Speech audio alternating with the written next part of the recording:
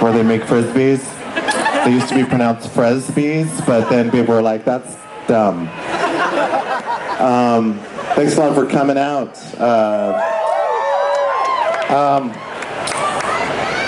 New Belgium has been around long enough that it might have to change the name. But when compared to the country, you know, I think it will perpetually be an honest moniker. We're here to celebrate motorcycles and diesel engines, fuel injection, horsepower, grease, oil, all of that. We need to celebrate it right here.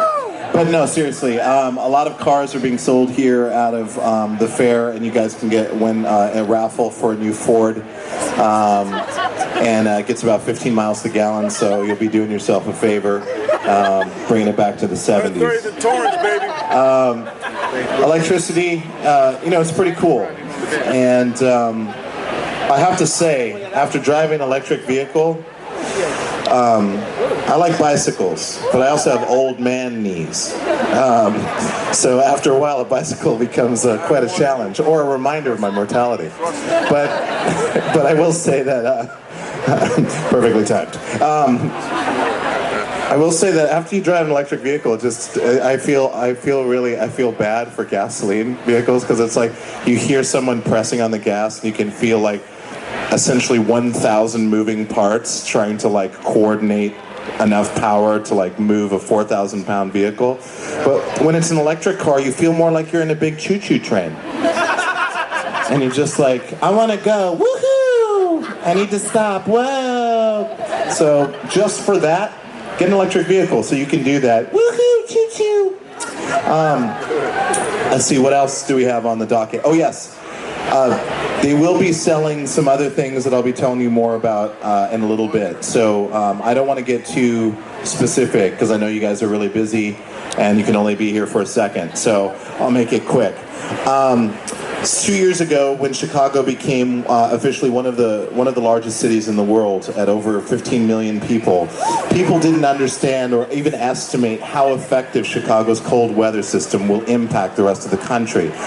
Cold weather is an absolute rite of passage here in Chicago, mixed with the wind chill factor. You can't get that kind of cold. You get regular cold, then you get the wind chill factor. The wind chill factor does not give a fuck. It doesn't matter what you're wearing. The wind will make its way through every small microfiber that any man has ever endured to basically survive any condition, I would say. Antarctic or North Pole. I know that's changing rapidly, but what I'm saying is that Chicago is also a confusing place. It has two towers that look pretty similar, and everyone's always like, look at that tower, and they're like, no, it's that tower. Like, look, that look just like the other. Got the white antennas on. It's the same tower. Oh, there's two towers. Oh, they're kind of far apart. That's easy to forget. So another fact about Chicago: Chicago is known to have the deepest dishes for pizza available. Like the deepest dish recorded in Chicago is 3.5 feet deep. Okay? That's an average Chicagoan slice. Now, when you slice that pizza, it's basically a tube about that big around, but it's that tall. And you have to slice it with a laser. But once you get those slices, the triangles are about maybe that big, but it's like 3.5 feet deep. It's deep. So, and what does that mean? We have no idea. What does it mean? It means that Chicago is about to go through a renaissance, okay? Now I'll explain this further. There was a game called Watch Dogs, okay? It was a flop. But if you get a chance to check out Watch Dogs on PS4 or PS1, just drive around virtual Chicago, but while you're living in Chicago, and I think that that's kind of fun. What I'd like you to do, I'd like someone to set up a monitor in their car, in the passenger side, okay, electric-powered car or a bicycle-powered car. And I want you to have a monitor set up, a PS1 or a PS5 or a 680, whatever you're using. Run that game and in real time find the intersections and just drive the streets and just see how accurate the scale is. That's all I'm asking. Has anybody done that here? Anybody play? You have. Is it accurate? It's not, is it? Okay, everyone's like, no, it's not. It's like, they got them confusing towers that look the same with the wide antennas? Okay, good. Okay, so that's most of the PSA announcements. I have a couple more announcements. Raytheon Weapons Technologies, definitely get behind that. The more weapons, the better, is what I say. Also, we want to make sure that the robots of the future do gain artificial intelligence. Now, I know some of you guys have heard in the news, people like Elon Musk are fighting against artificial intelligence because they don't want to replace our jobs. But I can tell you something. Do you know how hard it is to keep a robot up and running?